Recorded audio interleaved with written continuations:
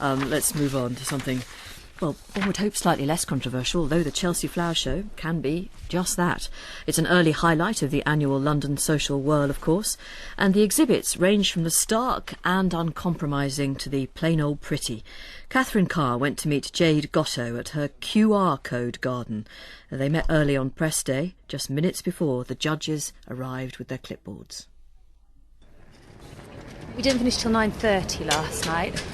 It was quite a late finish, but we were really pleased because the lights came on and we got to see it in its full glory. The centrepiece is a large 3 metre by 3 metre QR code made from cut acrylic, white acrylic and ivy, a vegetated screen. In front of it we have a black reflective pool and to either side a green wall system. And it's quite a simple palette, we just have 4 plants in it. We have asplenium, violas, primulas and baby's tears. So for those people listening who might be thinking QR code, just tell us about that quickly. QR code stands for quick response code. You hold your mobile phone up to the QR code and it puts the information straight onto your phone about whatever you've scanned. So for example, our garden, when you scan the QR code in, it brings up the website about the project.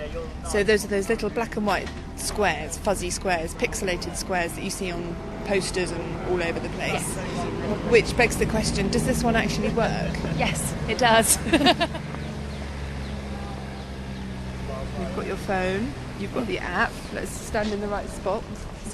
So you hold your phone up, touch to scan, and it takes you instantly to the website. qrcodegarden.co.uk.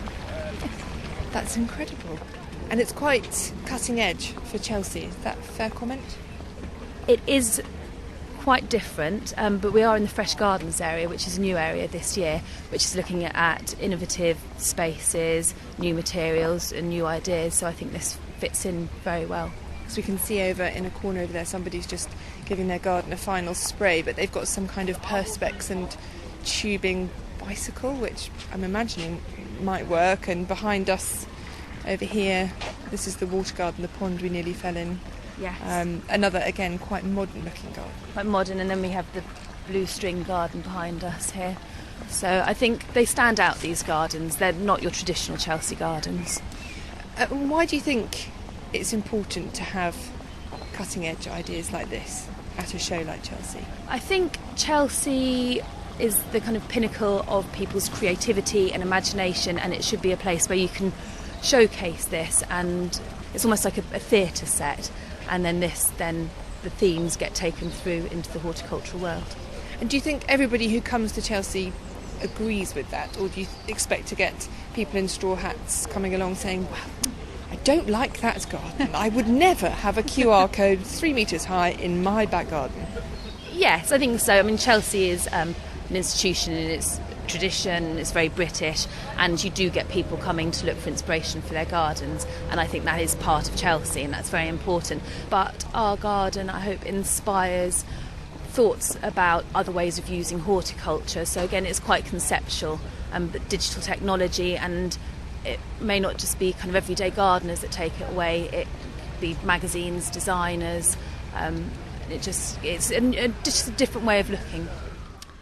That's Jade Goto talking to our reporter Catherine Carr. And if you're still mystified, well, you can see the QR code garden on the Woman's Hour website.